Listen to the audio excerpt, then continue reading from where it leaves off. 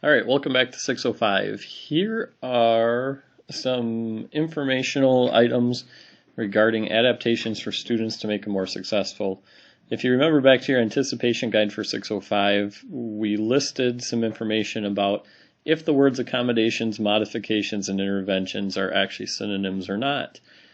Each of these three levels actually indicate something you can do to help a student, but they are not the same items. In this PowerPoint, we will discuss how they are different. First of all, starting with accommodations. Accommodations usually focus in on the areas of instruction and assessment. So how can I change what I'm doing instructionally, or how can I change how I assess this student's work in order to help them produce better or to get better results? The first way I can do it would be to change my presentation format. So if I'm doing lecturing, can I do recorded pieces? Can I add in other ways of providing the information to students? So if you're thinking to large-scale standardized assessment, what are the presentation formats? Can I do small group? Can I have them have headphones? Can they take it on the computer? Are there other adaptations they can have? Can they have the assessment read to them? Can they do the assessment orally instead of having to write it out? Response format then is going to be the same. So if they have to respond, can they do it orally? Can they write it out? Is there something else? Can they type it if they need to? Setting and environment changes are going to be changes to, I'm moving their seat to the front of the classroom or something like that. This in an RTI model is where many teachers get stuck, because many teachers want to say that by doing an accommodation, I'm doing something that's somehow going to help the student academically. And for a behavioral student it might, but it's not an intervention for an academic purpose. In line with the environment then, are there too many distractions? Do I need to take things down off the walls? Do I need to put more things on the wall to provide support? For example, in like reading, can I put up questions to consider when predicting? Is there something I can put up for the paper format? Something like that. In time and scheduling, it's going to be accommodations on how much time does this student have to be on task compared to another student? Can we really ask them to sustain attention, or is it going to be broken up into smaller units for this student? The one key component of an accommodation is that you don't reduce what you expect out of the student. So if a student's supposed to have a 100-word paper or a 1,000-word paper, that's going to be there. If the student's supposed to do 20 problems in math, they still have those 20 problems. When I get to a modification then, the modification is something that's going to allow access and or participation for a student. A lot of times it's going to result in changes to learning expectations. So the amount, the quantity, the quality that I have to. So with the modification process, what is this student going to do that's going to be different from other students? So in reading, if you have to answer every question, this student may only have to answer the starred questions. Is there a way that they're going to read a reduced number of stories or a reduced length of stories so that they're only assessed on part of it, or they're going to be assessed incrementally over those parts of it with fewer numbers of questions, so that they are going to be different than another student? So in the traditional accommodation, it's just movement, it's other things that really won't signal the student out. In this case, there's going to definitely be a reduction in the amount of whatever you are asking for a student. When I'm looking at an intervention then, I'm looking at a completely new spectrum. An intervention is going to be designed completely at learning new skills, building fluency in a skill, or trying to teach you how to apply your existing skills. So it's nothing that a teacher's necessarily going to do on their own, but this may be where you're getting into the RTI pyramid. Like, this is going to be small group instruction, this is going to be one-on-one, one-on-two instruction, and I am actually doing something. I'm taking some sort of a strategy technique, a worst case scenario being programs because they're so expensive, and using this to change or to teach content teach new behavior strategies, anything like that. And the process should involve, just like RTA is asking you to, you do your pre-assessment, you're doing ongoing monitoring throughout the process, and you do a final assessment.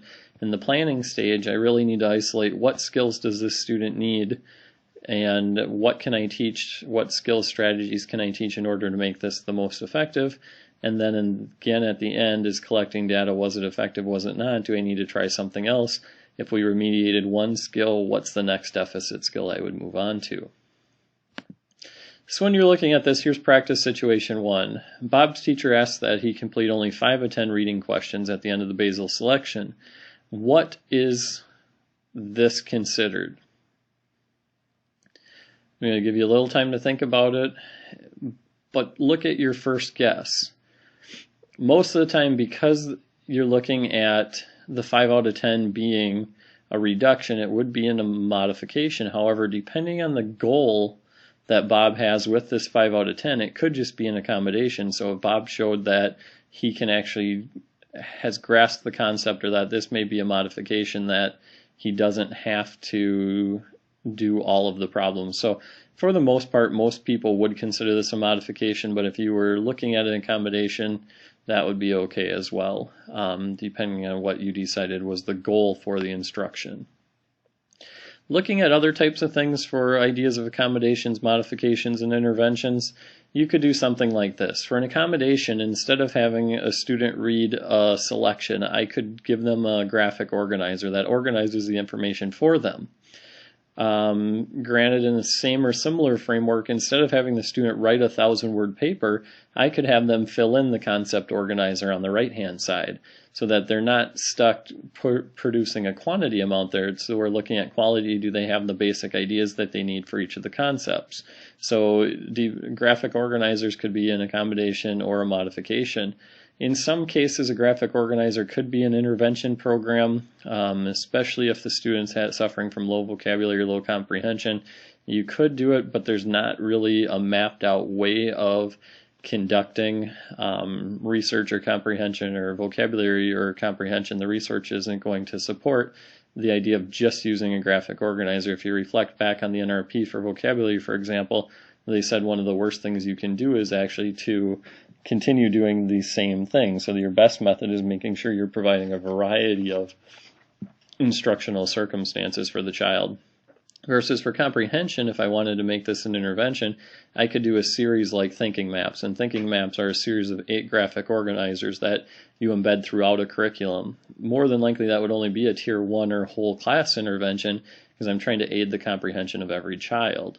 But it could possibly go down to a small group format if enough students are successful at your tier 1 level. Another idea for the concept maps would be able, instead of having a student produce a concept map that they would be able to, for an accommodation, they're still producing what you want them to do, but they could put in the article into WordSift, or put in their paper into WordSift and have it come out for them, so that they're not stuck drawing or doing something like that if they had especially some sort of a motor problem. Another example of a word map and just the web link to it, same type of idea, is that it could be an accommodation, could be a modification, depending on how you think of it. Most of the time, because these computer programs are producing it for you, this is just going to be an accommodation for the student and providing them something. Or if I want them to get the idea of a concept, I could provide this for them. When you're looking at testing study guides for students, this is going to be another piece where you're looking at what's the adaptation, what's the real name for it. So an adapted study guide, if you're starring the must-know questions, that is just an accommodation just to star them. If I'm grading them differently or only requiring them to fill out the must-know questions, then I'm moving into the modification realm. Same thing on an adapted test. Just by starring it, it's just signaling that this is a question that I should know, or if I'm giving them this ahead of time, it's just an accommodation. If I'm grading differently because of it, if I still grade the student on must-know questions and they could get an A, then that would be a modification. If I'm saying that my grading scale is not going to change, it's just you're going to get a C, which is an average grade, then it's just an accommodation saying you don't have to complete them all, but that for a student that does want to go above or beyond that, they can still get the same thing. I am reducing an expectation in this, but I'm not reducing an expectation with the idea that they're going to maintain a grade of an A. Color-coded text is another interesting one in terms of modifications and accommodations.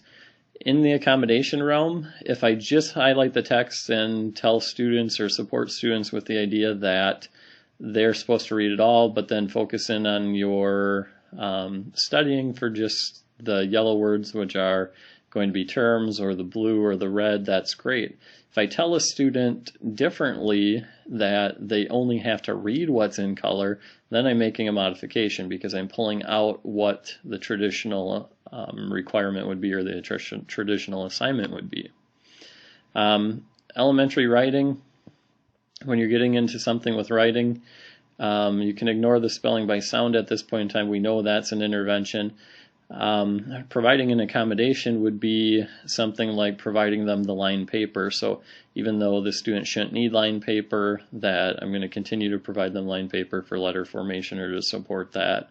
If I'm modifying it, I'm going to even choose to go even further with writing and look at a reduced expectation in what I'm seeing, or that you may even have a reduced expectation in the expectation of how the letters are formed. When you're looking at the technology that's available, again, neither of these would really be intervention programs, but I can make either an accommodation or a modification. I can accommodate a student by allowing them to use these items. If I reduce the expectation when they use these items, then I'm going into the modification realm. So Dragon Naturally Speaking allows you to orally record a story. The AlphaSmart or the Neo board allows you to type stories, and you can send it to a computer directly or to an email address so that the student wouldn't have to write. If you're looking for information on interventions, your best bet would be to go to the web. Looking up the Florida Center for Reading Research is going to give you program information, especially if you type in Tier 2. You should see some information on different research they've conducted.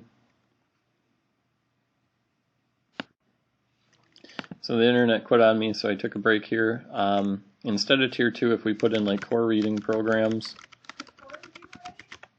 we can add some information. Here's summary tables of different programs that were reviewed, and you can check on those. They have them for core and supplemental. FCRR, the Florida Center for Reading Research, stopped doing program reviews because of What Works Clearinghouse doing them. So if I go to What Works Clearinghouse, I'll be able to find a whole different set of guides from beginning reading to elementary school math, different topical areas, and they're now doing program reviews. Otherwise, the website bestevidence.org is also still doing program reviews, and they would be another resource for intervention programs. When you're looking back to strategies, it's been hard to support districts because the evidence or research support for strategies is very limited in some cases. But when you're looking at ideas like reciprocal teaching and that, the research is there, we just have to be able to compile it. So if you refer back to the handout you received in class, you'll be able to look at the idea of a strategy-based RTI approach for content area teachers, going through what are just strategies I could do. And the idea of the tiers was Tier 3 would be something I can implement in my classroom with little to no extra work.